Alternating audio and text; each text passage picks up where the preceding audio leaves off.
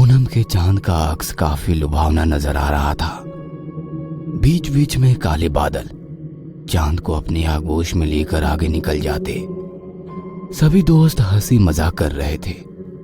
बीच में बहुत सारी खाने की चीजें और शराब भी रखी हुई थी। सभी दोस्त मिलकर बड़ी चाव से उन चीजों पर हाथ साफ कर रहे थे। भाई कोई डरावना किस्सा सुनाओ ना। और राकेश किस्सा सुनाने लगा। रात के करीब 1 बजे थे। आधी रात का वो समय, साथ ही हल्की बूंदाबूंदी देखकर लग रहा था कि जोरों की बारिश होने वाली है। शहर की सुनसान सड़क पर एक ऑटो चलता हुआ दिखाई दे रहा था। ऑटो ड्राइवर हल्की सीटी बजाते अपने मोड में था कि तभी सड़क की एक तरफ कोई खड़ा नजर आया। ऑटो नजदीक ले जाते हुए ऑटो ड्राइवर ने पूछा, कहाँ जाना है? अगली नुक्कड़ पर। और वो महिला ऑटो में सवार हो गई और कुछ ही देर में उनकी ऑटो दोबारा उस सुनसान सड़क पर चलने लगी। ऑटो में बैठे उस औरत का पल्लू धीरे धीरे रिक्शे से बाहर जाते हवा में लहराने लगा।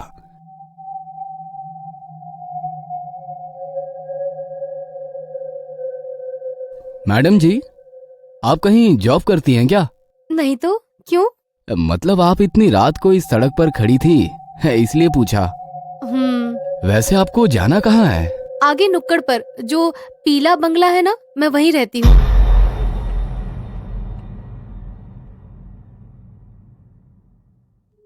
क्यों मजाक कर रही हो मैडम जी? बताइए ना, आपको कहाँ जाना है?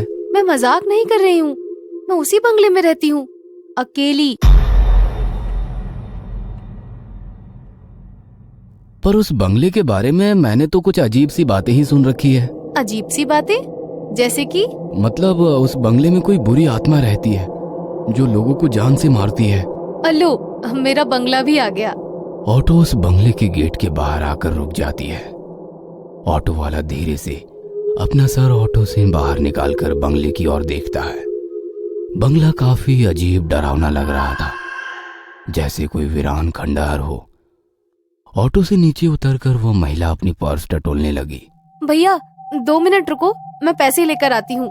इतना कहकर वो औरत गेट खोलकर बंगले के भीतर चली गई। ऑटो ड्राइवर के पास रुकने के अलावा कोई चारा ना था। वो डरा सहमा सा उस बंगले को निहार रहा था। मैडम के बंगले के अंदर जाते ही लाइट शुरू हो गई और कुछ सेकंड बाद दूसरे मंजिल की लाइट भी शुरू हो गई। उस औरत ने खिड़की का पर्दा सरकाया और ऑटो वाले से कहा, भैया 500 का छुट्टा है ना? उसकी आवाज सुनकर ऑटो ड्राइवर ने कहा, जी हाँ मैडम जी, छुट्टा है मेरे पास। इतना कहकर ऑटो ड्राइवर अपने पॉकेट में से छुट्टे पैसे निकालकर गिनने लगा कि तभी उस औरत का हाथ उसके सामने आ गया, जिसमें 500 रुपए थे। हाथ पूरी तरह से सफेद पड़ चुका था। ऑटो वाले ने उस औरत की तरफ देखा और उसकी जुबान जैसे हलक में अटक गई, क्योंकि वो औरत अभी भी बंगले के भीतर खिड़की में खड़ी थी। उसका लंबा हाथ बंगले से निकलकर उस ऑटो ड्राइवर के पास पहुंच चुका था। उस औरत की लाल आंखें उसे लगातार घूरे जा रही थी। उसका डरावना रूप देखकर ऑटो ड्राइवर ने झट से ऑटो स्टार्ट की और बिना पीछे मुड़े तेजी से निकल गया। अरे फिर उस ऑटो ड्राइवर का क्या हुआ? क्या होना था?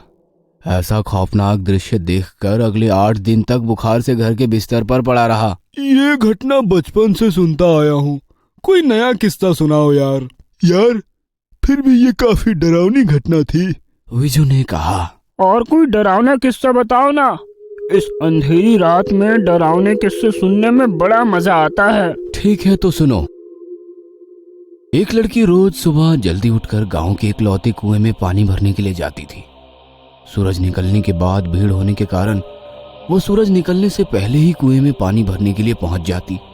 उस दिन भी वो सवेरे सवेरे कुएं पर पानी भरने के लिए पहुंची। अभी भी काफी रात थी। कुआं गांव से थोड़ा दूर होने के कारण एक कच्ची सड़क से जाना पड़ता था। लड़की कुएं के पास पहुंची और बाल्टी कुएं में गिरा दी। कुएं से एक बाल्टी पानी निकालकर वो अपने बर्तन धोने लगी। रात के सन्नाटे में उसकी चूड़ियों की खनक साफ साफ सुनाई दे रही थी। पूनम का चांद अभी पश्चिम दिशा की ओर झुक रहा था। आसमान भी साफ होने के कारण काफी अच्छी रोशनी बिखरी हुई थी। वह लड़की अपने काम में मशगूल थी।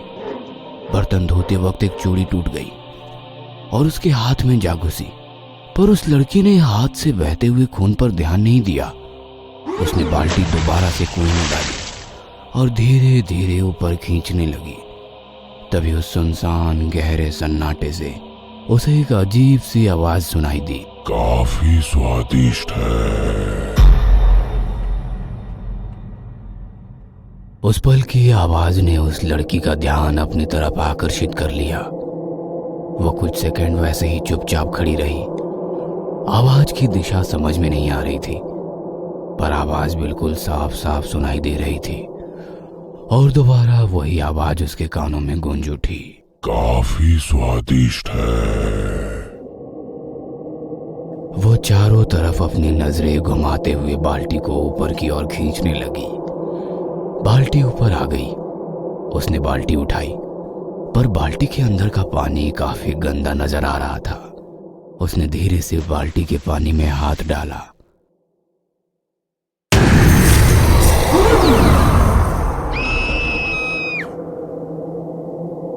डर के मारे उस लड़की के मुंह से चीख निकल गई। उसने उस बाल्टी को वैसे ही कुएं में फेंक दिया और भागने की कोशिश में बाल्टी की रस्सी उसके पैर में अटक गई और वो धड़ाम से नीचे गिर गई। वह लड़की काफी डर गई थी। डर के मारे वो पैरों में लिपटी हुई रस्सी खोलने की कोशिश करने लगी कि तभी उस गहरे में वैसे ही दोबारा किसी की आवाज आने लगी। आवाज धीरे धीरे गूंजने लगी, जैसे कोई कुएं की दीवारें चढ़कर ऊपर आ रहा हो, इस तरह की आवाजें। जमीन पर गिरी लड़की कुएं की ओर देखकर उस रस्सी को पैर से छुड़ाने की कोशिश कर रही थी, पर लग रहा था कि वो रस्सी धीरे धीरे पैरों को कस के जकड़ रही हो। वह लड़की काफी डर गई थी। उसके दिल की धड़कनें उसको खुद भी सुनाई दे रही थी। बदन पसीना पसीना हो गया था। आंखों में मौत का खौफ साफ साफ दिखाई देने लगा। जैसे तैसे वो रेंगते हुए वहां से दूर जाने की कोशिश करने लगी और अगले ही पल सब कुछ शांत हो गया। न किसी की आवाज, न कोई आहट, बिल्कुल खौफनाक सन्नाटा चारों ओर फैला हुआ था। उसने अपनी खौफ भरी नजरों से कुएं की ओर देखा। वहां पर उस जगह कोई भी नहीं था। वह अकेली वहां पर थी। वो लड़की दोबारा अपने पैरों में अटकी रस्सी छुड़ाने की कोशिश करने लगी और फिर एक अजीब सी आवाज उसके कानों पर पड़ी। धीरे से अपनी नजरें उठाकर उसने कुएं की ओर देखा और सन्न रह गई। कुएं के अंदर की दीवार से एक खौफनाक चेहरा उसे झांक रहा था। उसकी आंखें फटी की फटी रह गई। वह कुछ समझ पाती इससे पहले ही किसी ने उसके पैर में बंधी हुई रस्सी को कुएं के अंदर खींच लिया और वो लड़की कुएं के उस गहरे पानी के अंदर समा गई। यार, ये तो काफी डरावनी घटना थी। फिर उस लड़की का क्या हुआ? और क्या होता, 3 दिन बाद उसकी लाश कुएं के पानी के ऊपर तैरती नजर आई। यार चलो एक और किस्सा सुनाओ, मजा आ रहा है। अरे पागल, बहुत रात हो गई है, अभी यहाँ से जाना होगा, वरना हमारा किस्सा लोग सुनाएंगे। वैसे भी ये काफी डरावनी जगह है और इस जगह के बारे में भी बहुत सारे किस्से मशहूर है। हाँ पता है, इस तालाब के भीतर एक आत्मा है। जो लोग पानी में तैरने के लिए आते हैं उन्हें पानी के अंदर खींच लेती है। अबे बकवास बंद करो, ये सब मनगढ़ंत कहानियां हैं। मैं कई बार यहाँ तैरने के लिए आया हूँ, मुझे तो कभी ऐसा महसूस नहीं हुआ।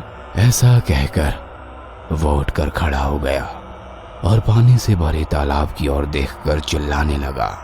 ए पानी वाले भूत, चल निकल बाहर, मैं तुझसे नहीं डरता। देखा, कोई भूत भूत नहीं है, खाली वहम है यार। इतना कहकर वो पीछे मुड़ा और वहीं बेहोश हो गया। अगले दिन अस्पताल के बेड पर वो बेहोशी की हालत में पड़ा था। उसके पास माँ और पिताजी गुमसुम से बैठे थे कि तभी उसे होश आ गया। पास खड़े डॉक्टर ने पूछा, अब कैसी है तबीयत? ठीक हूँ डॉक्टर साहब। वैसे हुआ क्या था? चारों की काफी गहरी दोस्ती थी। महीने में एक बार वे खाना पकाकर मस्ती करने उस तालाब के पास जाते थे। 2 महीने पहले भी वह तालाब के पास पहुंचे। हमारा राकेश उस दिन थोड़ी देर से पहुंचा, पर वहां पहुंचने के बाद देखा तो तालाब के पास उसके दोस्तों का सारा खाने का सामान बिखरा पड़ा था। उसने सबको फोन किया पर किसी का भी फोन नहीं लग रहा था। वो परेशान होकर घर वापस आया और उसके दोस्त? सभी की लाशें 2 दिन बाद पानी में तैरती मिली। पुलिस कहती है एक दूसरे को बचाते वक्त सभी डूब गए, पर कहते हैं कि तालाब के अंदर के पिशाच ने सबको निगल लिया। मेरा बेटा महीने में 1 बार खाना बनाकर तालाब के किनारे अपने दोस्तों को मिलने जाता है। उसका मानना है कि वे सब आज भी जिंदा हैं। पता नहीं ये सब कब खत्म होगा। और नम आंखों से उसने अपने बेटे की तरफ देखा।